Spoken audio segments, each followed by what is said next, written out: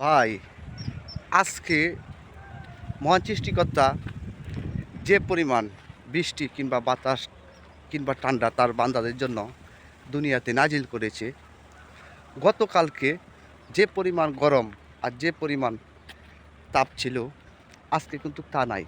আজকে একদম কোল্ড, একদমই ঠান্ডা। দেখুন, একেবারে পরিবেশটা অন্যরকম।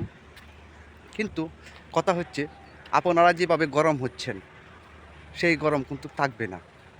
কারণ শরীরের জোর সর্বময়ের জন্য নয়, কিছু সময়ের জন্য মহান সৃষ্টিকর্তা সকলকে দান করে। তার জন্য বলবো, শরীরের জোরে জোর দেখাবেন না।